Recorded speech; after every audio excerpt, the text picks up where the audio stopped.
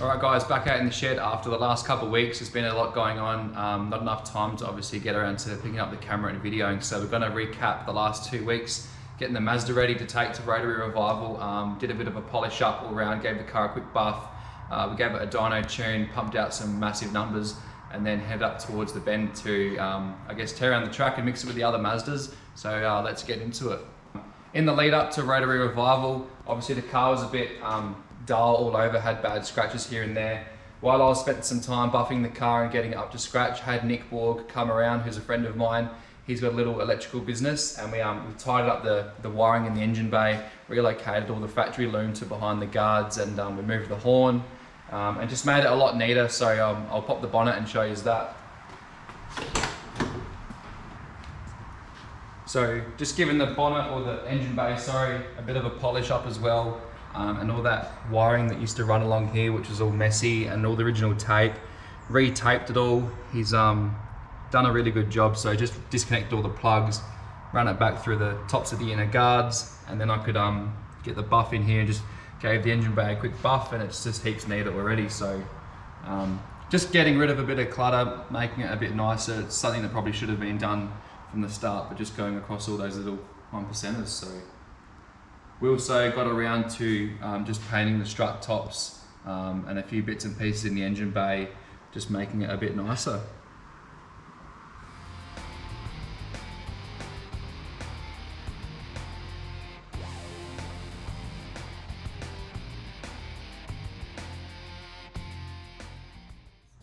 Halfway through polishing the car was ready to go to Clinton's to get dyno tuned on a Wednesday.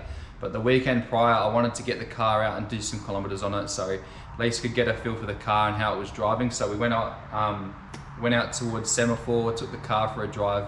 Only 10-15 minutes into the drive, we ran out of fuel. So we suspect that the fuel gauge is obviously a bit dodgy. So that's another thing we need to get around to sorting. So after putting some fuel back in it, that was the only problems that we had all day. So the car cruised really good. Put roughly 200 Ks on it, which was good, before getting it down to the dyno, and then we quickly realized that the brake drums that we had on the back are still locking on. They're getting hot and they were swelling, so I don't think they were perfectly round. I think that they've been out of round for some time. We've been using the brakes and the pedal was still pulsating back and forward. So quickly had to get a new set of drums after the dyno, as they were still sticking on, but the car still went on to make some, I don't know, decent numbers for what the little engine is. We have obviously no history of it, so we'll throw in some footage here of it on the dyno. I think after 6 or 7 runs, it was clean and ready to go. AFR is really good and it's nice and snappy on the throttle now. Check this out.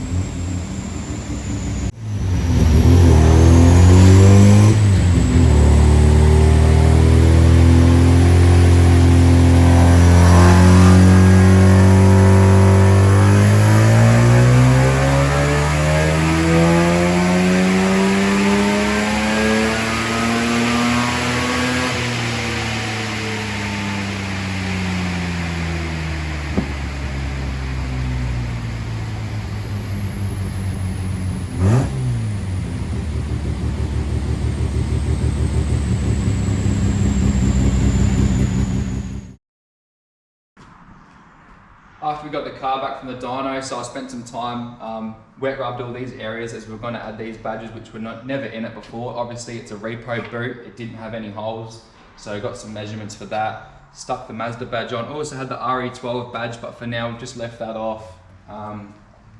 Given the car obviously an overall buff, it's come up heaps better. Obviously has a bit of shine now, whereas before it still looked good obviously in photos, but it just pops now in person.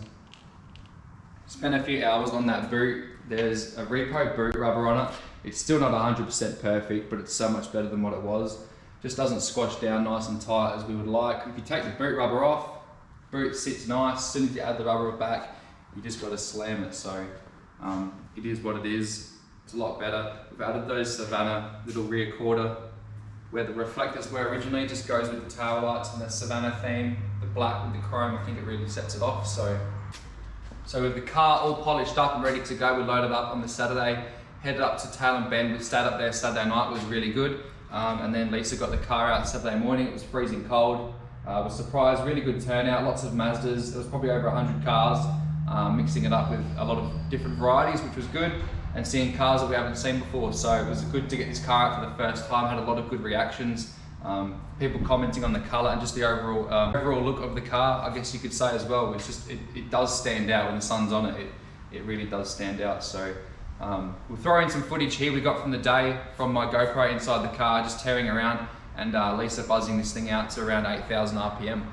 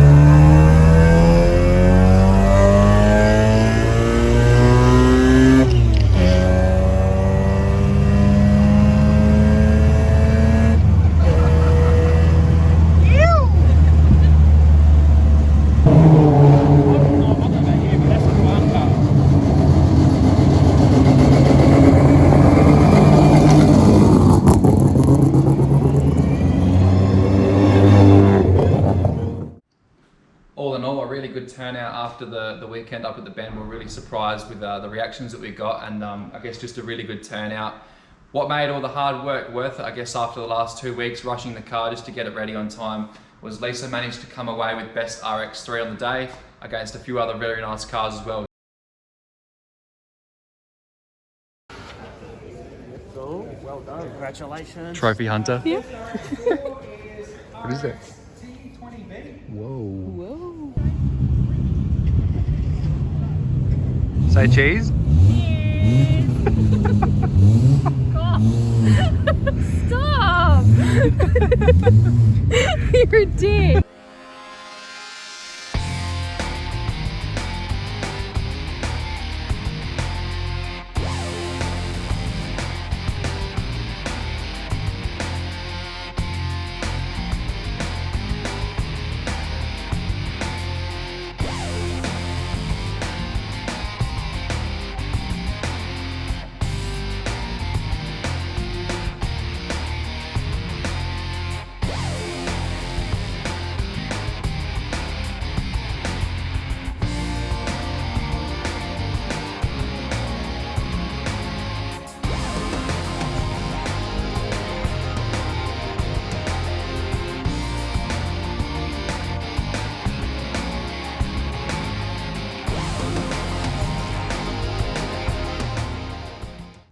Alright guys, I'm going to wrap the video up there. Must say, pretty stoked with the way the Mazda turned out. Lisa's over the moon as well.